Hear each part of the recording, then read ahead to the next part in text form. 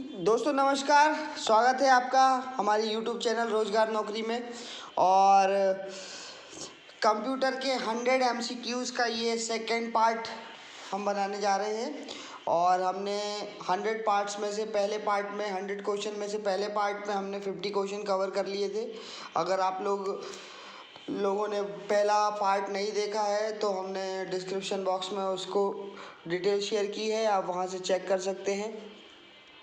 और आपसे रिक्वेस्ट है कि आप उसको ज़रूर चेक कर लीजिए, क्योंकि ये जो मैंने आपको MCQs बता रहा हूँ 100 MCQs क्वेश्चंस, और ये बहुत ज़्यादा इम्पोर्टेंट क्वेश्चंस है।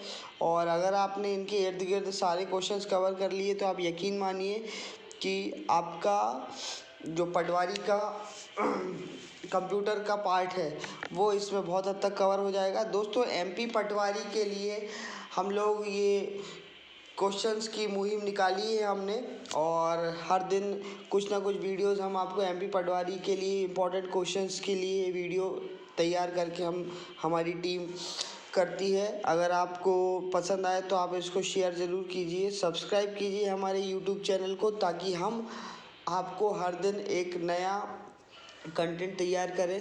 दोस्तों मैंने अपने कुछ प्रीवियस वीडियो में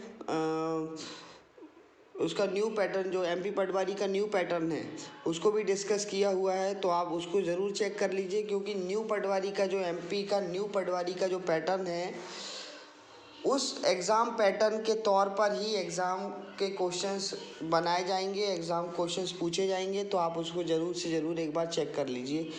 दोस्तों हमारा 51 नंबर का क्वेश्चन, C बेसिक कोबोल जावा किस भाषा के उदाहरण है, उसे कहते हैं हम हाई लेवल लैंग्वेज। ये सब हाई लेवल लैंग्वेज होती है।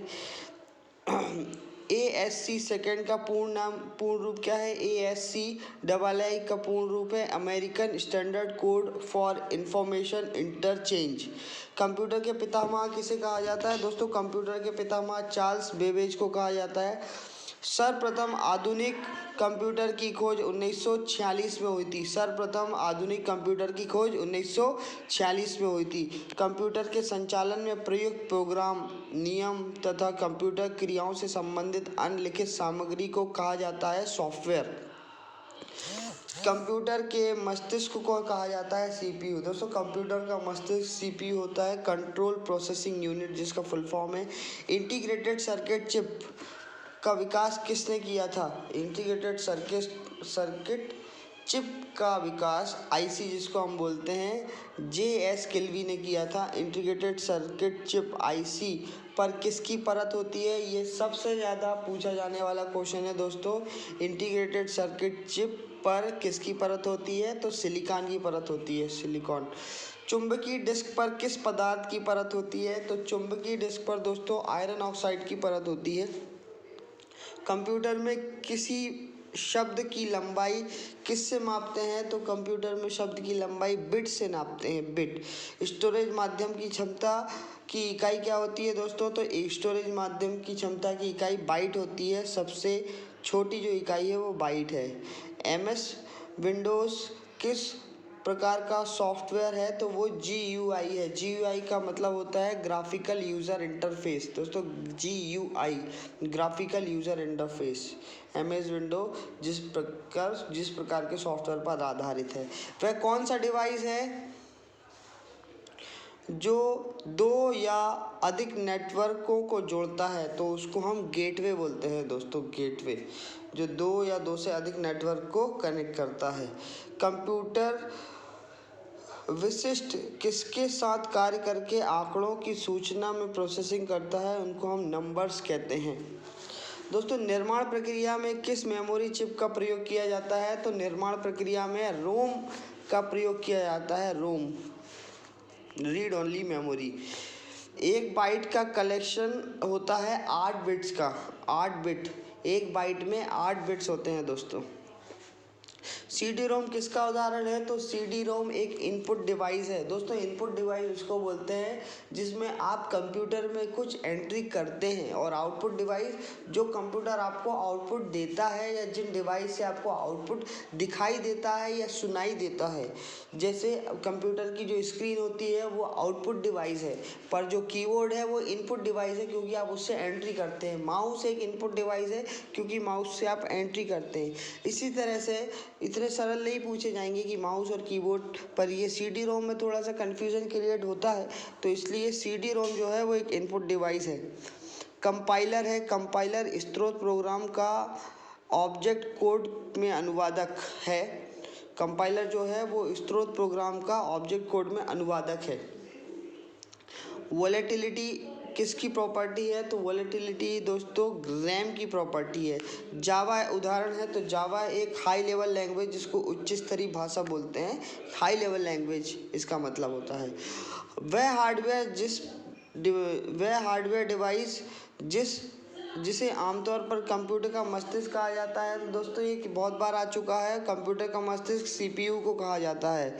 उसके बाद जब कंप्यूटर दिए गए अनुदेशों पर कार्य करता है तो उसे कहा जाता है प्रोसेसिंग। कंप्यूटर दिए गए निर्देशों पर कार्य करता है तो उसे हम प्रोसेसिंग कहते हैं। वह डिवाइस जो सुपर बाजारों में व्यापक रूप से प्रयोग किया जाता है उसे बारकोड रीडर कहते हैं।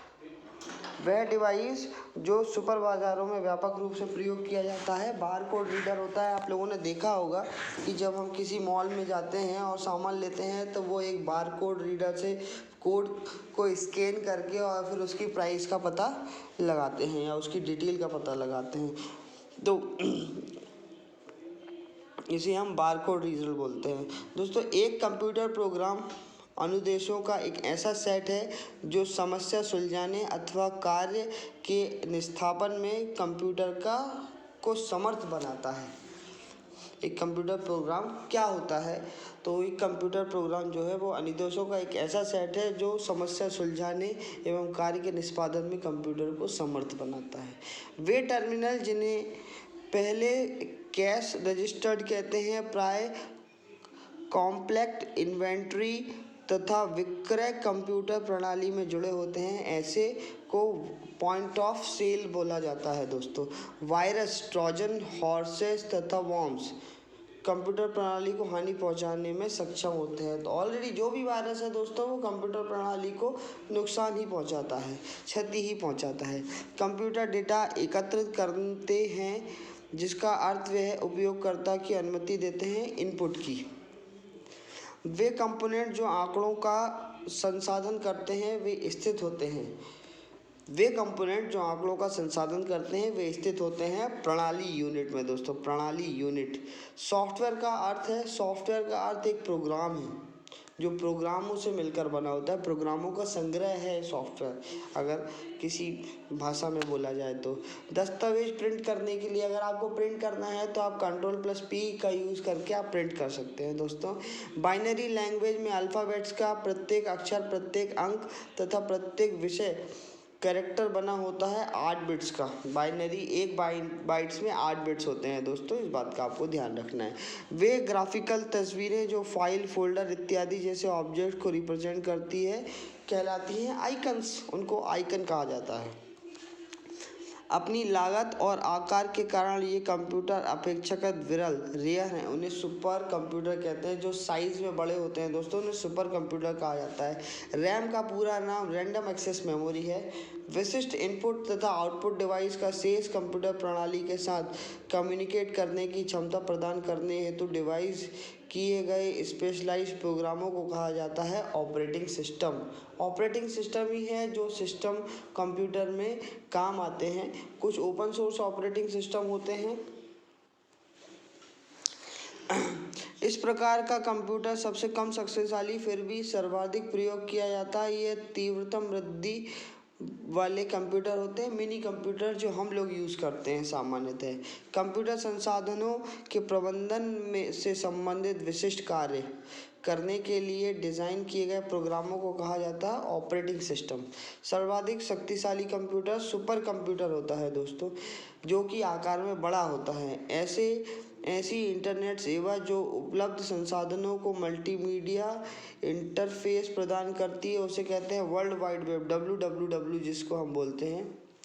और वर्ड प्रोसेसिंग सॉफ्टवेयर का निर्माण करने के लिए प्रयोग लाया जाता है डॉक्यूमेंट्स को।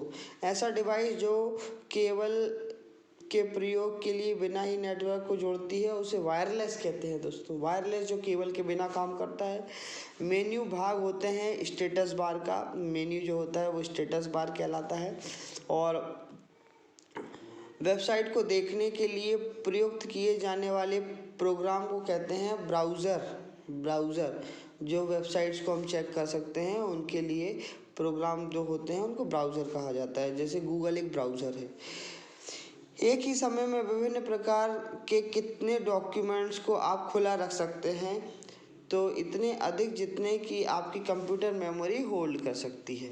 GUI का फुल फॉर्म हमने पहले भी पढ़ा था दोस्तों, ग्राफिकल यूज़र इंटरफेस। और उसके बाद में वेब पेज में वह कौन सा शब्द है जिसे क्लिक किया जाए तो दूसरा डॉक्यूमेंट खुलता है, उसको हाइपरलिंक कहते हैं दोस्तों। हाइपरलिंक एक ऐसा पार्ट है जिसमें अगर आप क्लिक करते हैं तो वो उसकी लिंक खुल जाती है, इसलिए कहा जाता है कि आप हाइपरलिंक को रिमूव करके रखें।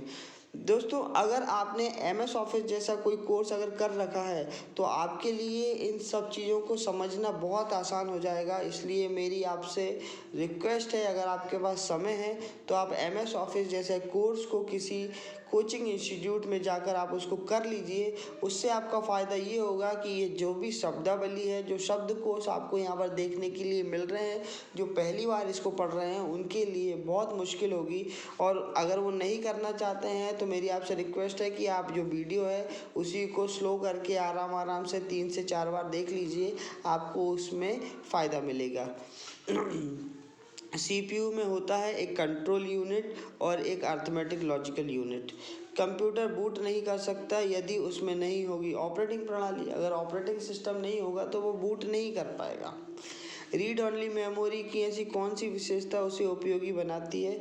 तो रोम में डेटा को खतरा नहीं होता, बिजली ना होने पर भी वह उसे रखता है, इसको हम रोम बोलते हैं। कंप्यूटर नेटवर्क में ऐसा कौन सा संसाधन सामान्यतः शेयर किया जाता है? प्रिंटर, इसको हम प्रिंटर्स कहते हैं। दोस्तों हम इस तरह के MCQ सभी सब्जेक्ट्स के लिए लेकर आने वाले हैं और कोशिश हमारी ये रहेगी कि जो क्वेश्चंस, जो महत्वपूर्ण क्वेश्चंस हैं, जो इम्पोर्टेंट क्वेश्चन जो एग्ज़ाम्स में आएंगे या आने वाले हैं या फिर उनकी संभावनाएं ज़्यादा हैं, जो महत्वपूर्ण है, जो पहले क्वेश्चंस आ चुके हैं उनके इर्द गिर्द जितने भी क्वेश्चंस बन सकते हैं वो सारे क्वेश्चंस हम 1 लाइनर MCQ क्वेश्चंस में लेकर आएंगे, ताकि MP पटवारी की जो वैकेंसी है उसमें आपको बहुत ज़्यादा हेल्प मिल सके। दोस्तों हमारा वीडियो अगर पसंद आया हो तो आप इसको सब्सक्राइब ज़रूर कीजिए। वीडियो में बने रहने के लिए धन्यवाद। आपका दिन शुभ हो।